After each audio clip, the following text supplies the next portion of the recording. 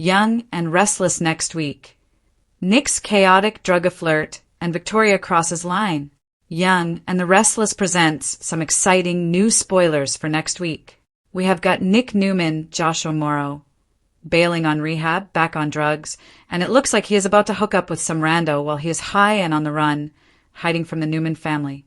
Plus, Victoria Newman, Amelia Heinley, goes too far when she gets really, really close to Kyle Abbott, Michael Mueller, next week. We'll get to Nick's drug and new hookup in just a moment, but first, let's talk about his sister, Victoria.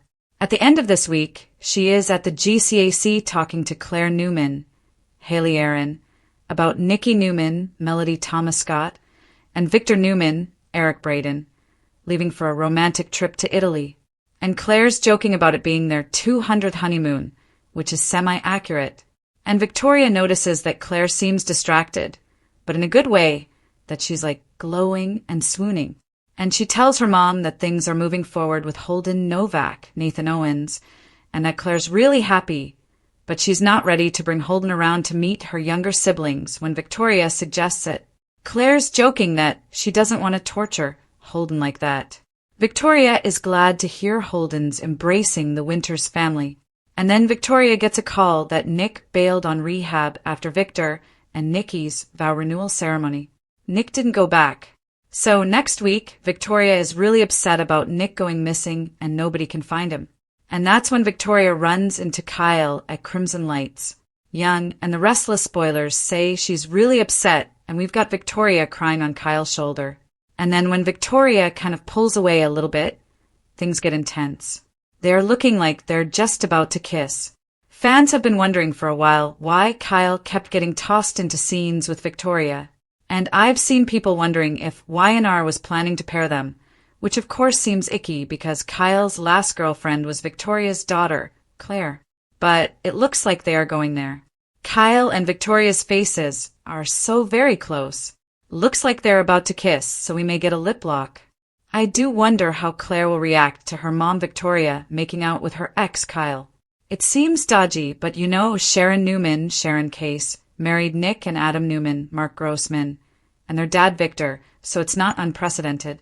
Now, let's flip back to Nick and his crisis as his sobriety fails. So, Victoria gets the alert that Nick's not where he should be, and Adam is actually the last one to have a face-to-face with his brother because Nick shows up to the ranch house and he seems off and Adam is concerned but supportive. There's several red flags. Nick's ignoring calls from the family. Then he goes looking for Adam because Nick wants to ask Adam to keep an eye on Christian, who right now, just in terms of when he was born, should be 11. But Nick told Adam to watch him while I'm away because Christian is a teenager with a car. They aged that kid up off screen, but we haven't seen Christian in years. So Adam was worried, but Nick's impatient and tells Adam calm down. And then he lies and says his phone was off. He wasn't really dodging calls and says he spent the night with Christian after the vow renewal ceremony. And Nick is twitchy and kind of annoyed that the rehab center called Adam and reported him for not returning. So Adam advises Nick to go back to rehab, get back in treatment as soon as possible. And then Nick claims that he wanted to spend that time with Christian because he found out rehab is going to last longer than expected.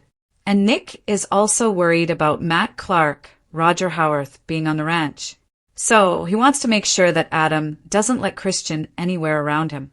And Adam reassures Nick that won't happen because Matt left the ranch and is living with Phyllis Summers, Michelle Stafford. And that just amps up Nick even more. He is really angry that Matt is loose, and Adam wants to know if Nick is really going back to rehab. And he assures Adam, yes, he's going. And then Adam is telling Nick how proud he is of him. But once Nick walks out on that conversation, we're going to see him looking really distraught on Friday's episode. And of course, Adam's worrying. And then Nick goes out to his car, immediately calls his dealer, and then meets the guy to get a delivery of a little baggie of pills. And of course, Nick immediately starts taking them. He even starts with 2 instead of 1. And then we have Adam telling Victoria and Sharon that Nick was just there, but he left. And Sharon's upset that Adam let Nick leave. But Adam says Nick didn't seem high and that he promised him he was going back to rehab. But then Sharon reminds Adam that addicts lie all the time. Sharon says it's what they do. Adam also admits Nick was upset to hear Matt moved off the ranch and is running free. And Sharon asks Victoria and Adam if they can track Nick's car. Adam thinks that Sharon is overreacting. And then she's surprised that Nick asked Adam to look after Christian, and that's part of why Sharon thinks something's really off. So, Victoria calls the rehab center again on Friday, and they tell her no, Nick has not come back. So, at that point, Sharon, Adam, and Victoria all want to find out where he's gone. And then next week in Young and the Restless spoilers, we know that Nick hits a new low. He's back on opioids. He's hiding from his family, and he's up to no good. So, on Monday, he's going to meet this new chick. We're going to see Nick in that dingy motel room they always use for bad things. And he's with new character Marie Kirkland, who is played by soap veteran Jade Harlow. And we've got Nick telling Marie that he came there to be alone. But she's telling Nick to just relax. And Marie says, who knows? We could have the time of our lives. So, we know that Nick's new friend, Marie, is going to be a recurring character.